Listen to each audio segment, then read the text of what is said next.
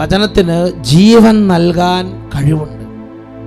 ജീവദായകമാണ് ദൈവവചനം. ജീവദായക വചനം എന്നാണ് ഇതിൻ്റെ പേര്. യോഹന്നാന്റെ സുവിശേഷം 6-ാം അധ്യായം 63-ാം തിരുലിഖിതം. യോഹന്നാൻ 6:63. ഇവിടെയാണ് കർത്താവ് ഈ കാര്യം പഠിപ്പിക്കുന്നത്. ആത്മാവാണ് ജീവൻ നൽകുന്നത്, ശരീരം ഒന്നിനും ഉപകരിക്കുന്നില്ല.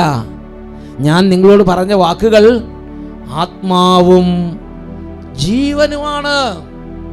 ദൈവവചനത്തിന് ഇതുമാത്രം, അത് ആത്മാവാണ്, അത് ജീവനാണ്, അത് ദൈവം തന്നെയാണ്. അത് എടുക്കുന്നതും അത് പറയുന്നതും അത് കേൾക്കുന്നതും അനുഗ്രഹദായകമാണ്. വെളിപാടിന്റെ പുസ്തകത്തിൽ 1-ാം അധ്യായത്തിൽ 3-ാമത്തെ വാക്യം. വെളിപാടിന്റെ പുസ്തകം 1-ാം അധ്യായത്തിൽ 3-ാമത്തെ വാക്യം. എല്ലാവരും ചേർന്ന് വായിച്ചു നോക്കിക്കേ. എന്താണ് അതിനകത്ത് പറയണത്? ഒന്ന് ഉറക്കെ വായിച്ച എല്ലാവരും ചേർന്ന്.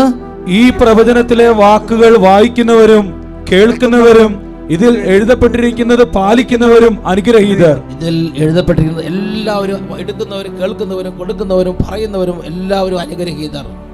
ദൈവവചനം വായിച്ചാൽ അനുഗ്രഹം, ദൈവവചനം കേട്ടാൽ അനുഗ്രഹം, ദൈവവചനം പറഞ്ഞാൽ അനുഗ്രഹം, ദൈവവചന ഗ്രന്ഥം കയ്യിലെടുത്തുകൊണ്ട് നടന്നാൽ അനുഗ്രഹം.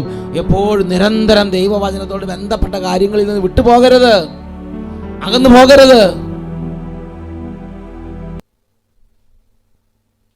ഇത് വളരെ വലിയൊരു കാര്യമാണ്. ഇത് വളരെ വലിയൊരു കാര്യമാണ്. ദൈവവചനം വെറുതെ വായിച്ചാൽ പോലും അനുഗ്രഹം ഉണ്ടാവും, ഉയർച്ചയുണ്ടാവും. ഞാൻ